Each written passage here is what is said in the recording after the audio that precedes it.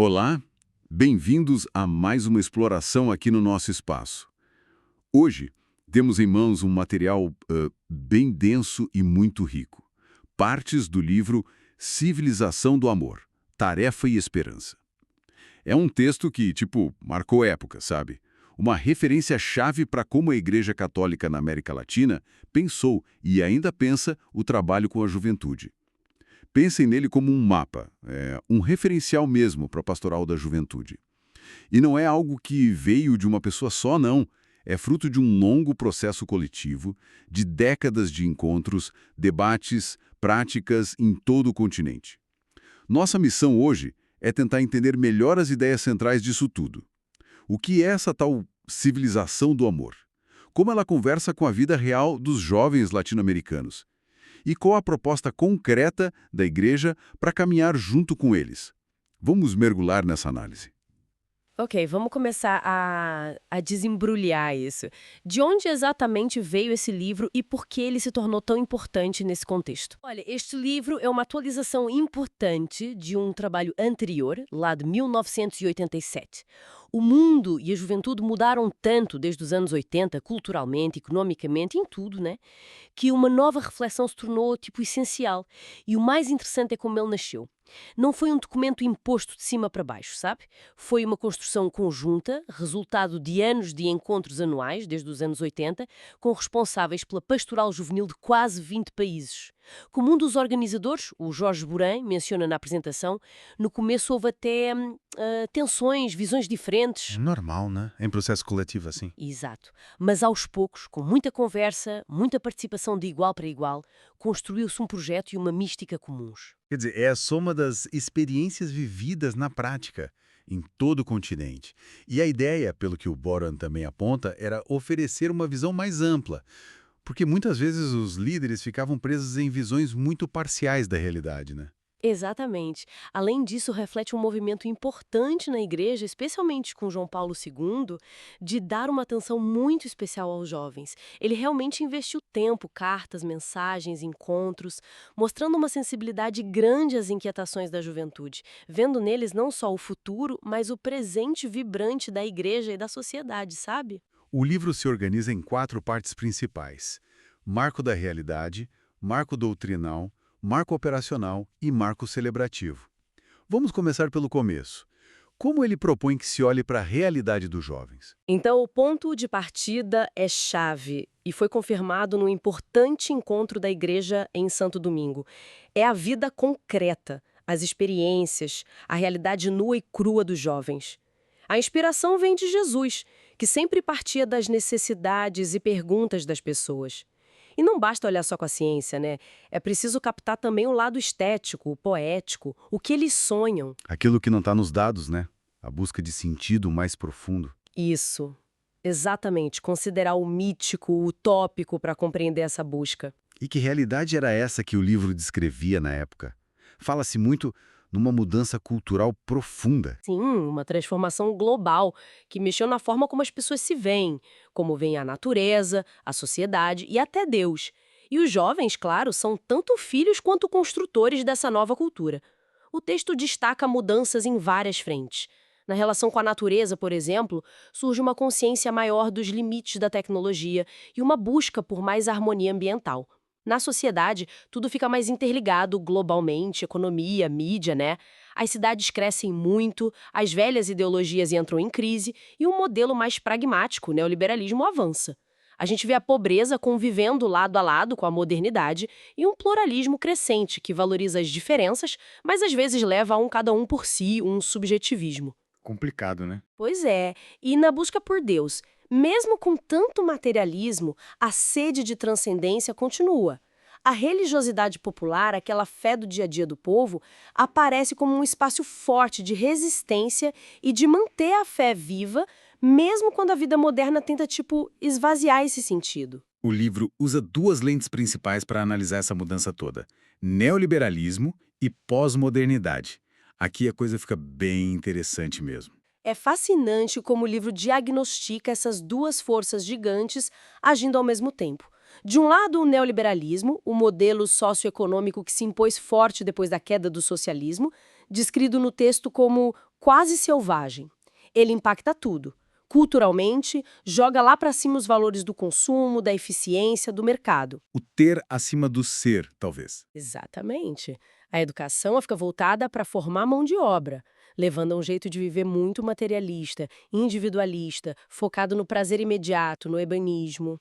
E religiosamente, como isso afeta? Bom, do ponto de vista religioso, isso pode até ofuscar a busca por Deus, sabe? O texto aponta tentativas de usar a religião para justificar o sistema, talvez suavizando as partes mais desafiadoras da mensagem de Jesus, às vezes com influências de movimentos como a Nova Era. E as consequências sociais que o livro descreve são pesadas. Pobreza extrema, muita gente excluída de forma violenta, o meio ambiente sofrendo e populações inteiras, como indígenas, negros, camponeses, sendo sacrificadas nesse modelo. Quer dizer, um cenário bem complexo para propor algo como civilização do amor, né? E a outra lente, a pós-modernidade, parece ter uma vibe diferente, mais de desencanto, talvez? Exato. É mais um sentimento, uma consciência de que aquelas grandes promessas da modernidade, de igualdade, liberdade, progresso para todos, meio que não se cumpriram, sabe? Daí vem um foco muito grande no aqui e agora, no consumir em vez de construir algo duradouro. A vida privada vira a medida de tudo. Isso. As grandes verdades universais são questionadas, a aposta é mais em acordos pontuais, pequenos. E como isso se manifesta no dia a dia, segundo o livro? De várias formas. Um certo niilismo, uma negação das utopias, uma cultura do vazio, do imediatismo, uma permissividade moral, onde cada um cria sua ética sem muitas referências maiores, uma busca intensa pela felicidade agora, que valoriza a liberdade individual e a diferença, o que é bom por um lado, mas pode enfraquecer as convicções éticas, gerar crise no amor, na sexualidade. E também o que eles chamam de pensamento débil, que é essa rejeição das grandes teorias, valorizando o cotidiano, o simbólico, mas que acaba fragmentando a vida e dificultando projetos coletivos, talvez até favorecendo a manipulação. Nossa, essa análise é forte. O texto chega a falar que essas correntes geram uma cultura da morte, minando o sentido da vida dos jovens. É um diagnóstico duro, que clama por uma boa notícia urgente. E aí o livro faz uma ressalva importante. Conhecer a juventude não é fácil. Não dá para falar de o jovem, né? Mas de muitas juventudes diferentes. Sim, a diversidade é a palavra-chave. O texto olha a juventude por vários ângulos. O biológico, com as transformações físicas da puberdade, né? O psicológico como uma fase de conflitos, de construir a própria identidade, buscar autonomia, precisar de afeto, de pertencer a um grupo, quase um segundo nascimento, como eles dizem. Uma fase intensa. Muito. E tem um ângulo sociológico, vendo a juventude como um grupo social com sua própria maneira de ver o mundo, claro, muito influenciado pela sociedade onde vive. E para ilustrar essa diversidade toda, o livro menciona vários recortes dessa juventude. Não vamos listar todos, mas só para ter uma ideia da complexidade. Eles mostram essa variedade imensa, sabe? Tem o jovem do campo, ligado à terra, muitas vezes com uma fase de juventude mais curta, poucas oportunidades, forte senso de família e comunidade, mas também sofrendo pressões externas, tipo guerrilha, essas coisas. Tem o estudante do ensino médio na cidade, com a escola sendo um espaço importante de socialização, mas nem sempre conectada com a vida real. Muitos trabalham também, né? Sim, muitos trabalham e estudam.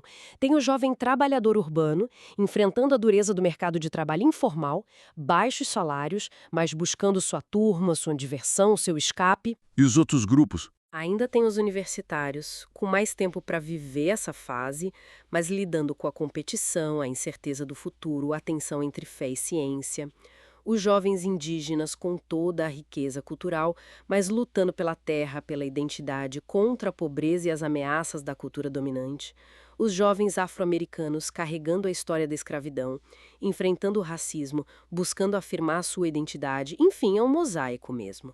E tem uma visão que eles chamam de cultural simbólica, que tenta juntar tudo isso. Fala das culturas juvenis, aqueles espaços onde os jovens se encontram, criam laços, desenvolvem estilos de vida próprios, muitas vezes contestando a cultura mais tradicional. A música, a roupa, os lugares. Exato. São jeitos de ser jovem que se expressam nessas coisas. E o texto diz que é fundamental entender essas novas sensibilidades para conseguir se conectar com eles. Difícil, né? Ele também aponta sinais de vida nesses jovens. Sim, busca equilibrar o olhar. Destaca a busca por Deus e por sentido, mesmo que de formas novas. O desejo de serem protagonistas, de fazerem a diferença, a espontaneidade, a valorização da amizade sincera, da festa como celebração da vida.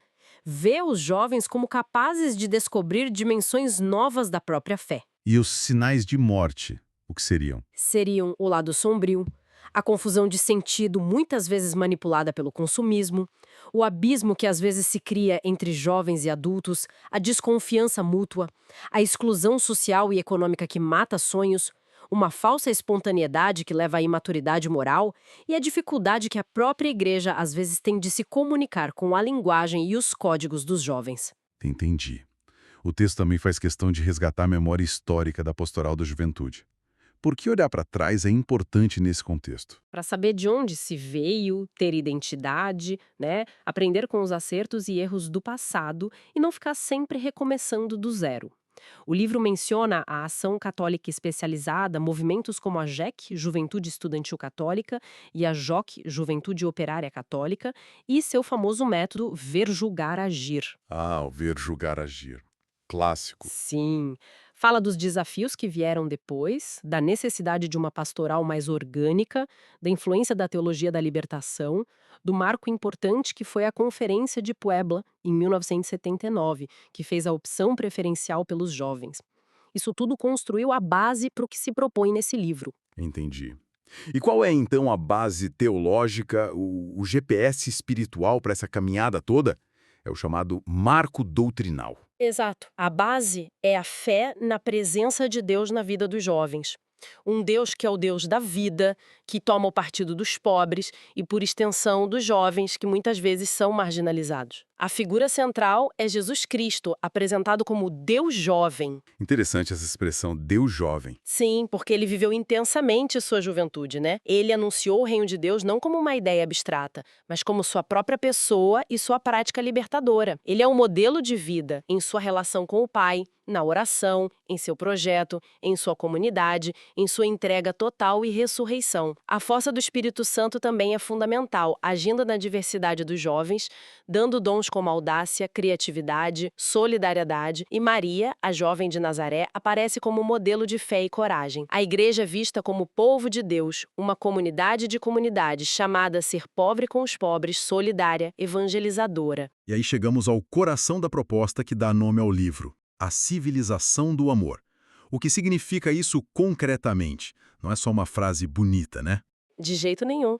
Essa é uma expressão forte lançada por Paulo VI e abraçada pelos bispos em Puebla. Não é só um sonho bonito, é apresentada como uma tarefa e uma esperança. É a ideia de construir um conjunto de condições morais, sociais, econômicas que permitam uma vida mais humana, mais digna para todos. Uma vida baseada em valores. Isso. Valores que são universais, como paz, solidariedade, justiça, liberdade, mas que para a fé cristã encontram sua plenitude em Cristo. É uma proposta de uma cultura da vida contraposta àquela cultura da morte, que a gente falou antes, que o livro aponta. Construir essa civilização implica acreditar que o jeito de viver de Jesus, resumido nas bem-aventuranças, felizes os pobres, os que promovem a paz e etc., é o caminho mais humano e o único capaz de transformar de verdade as pessoas e as estruturas injustas da sociedade. Exige um compromisso pessoal, mas também comunitário. É uma utopia que puxa para frente, mas que se constrói no dia a dia, nas pequenas e grandes escolhas. O livro até lista valores que essa civilização afirma Sim, e antivalores que ela rejeita, sim. uma espécie de guia prático. É tipo isso, de forma bem direta.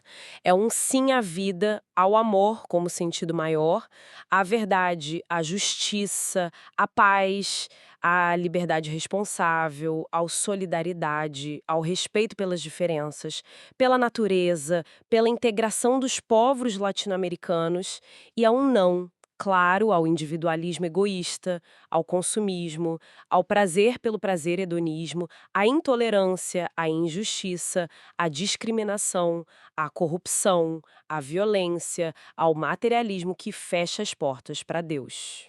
E tem os primados também, né? Isso, que vem Que primeiro. eles estabelecem o que vem primeiro. É a pessoa humana acima das coisas, a ética acima da técnica, o ser mais importante que o ter, a fé vivida na prática, unidade e fé-vida, a solidariedade acima do lucro, o povo acima do capital, o trabalho digno acima do capital, a identidade cultural de cada povo acima de qualquer tentativa de impor uma cultura única, e a fé acima de qualquer absolutização do humano. São como bússolas morais, sabe? Certo, a visão e os valores são fortes.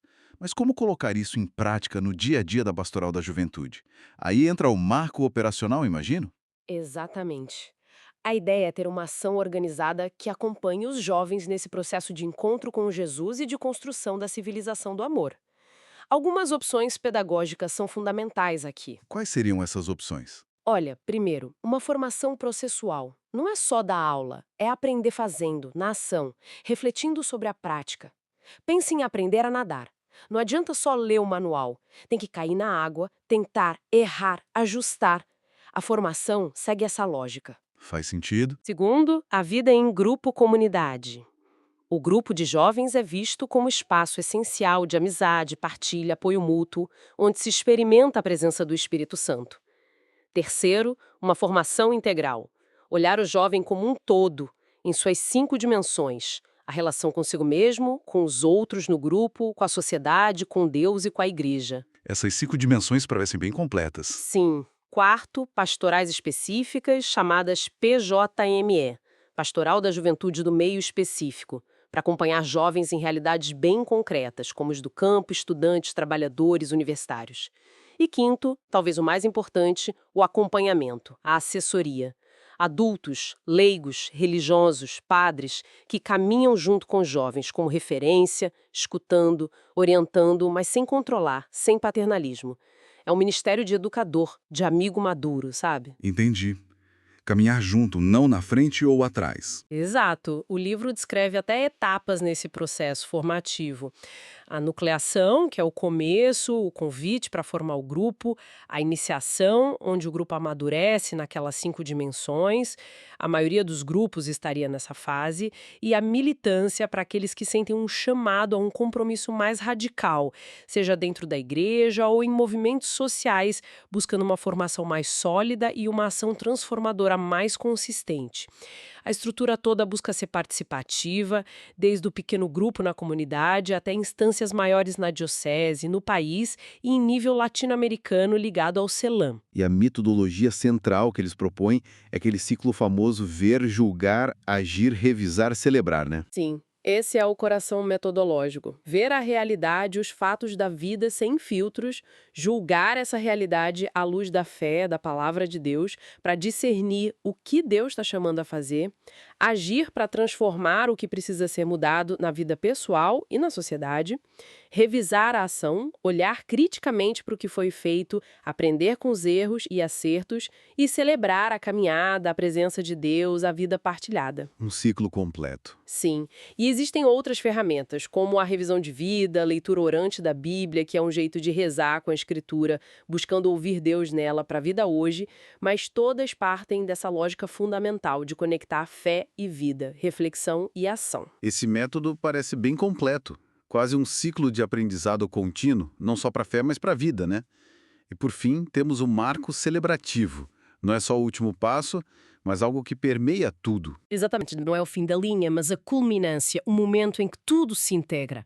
A celebração une a fé e a vida, alimenta a esperança, dá sentido à caminhada.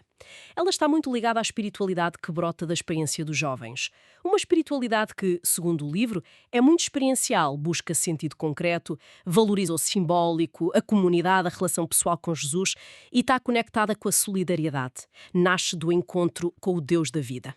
E como é essa espiritualidade juvenil latino-americana que o texto descreve? Olha, eles descrevem algumas características. Ela é encarnada na história, no dia-a-dia, centrada no seguimento de Jesus, com suas exigências e alegrias, tem um forte senso de pertença à Igreja como comunidade, se alimenta da oração e dos sacramentos, especialmente a Eucaristia, é missionária, voltada para o anúncio e o serviço, marcada pela opção pelos pobres, vive a dimensão pascal, integrando as cruzes e as ressurreições da vida, tem um carinho especial por Maria e se inspira no testemunho dos mártires latino-americanos que deram a vida pelo reino. E como se vive essa espiritualidade na prática?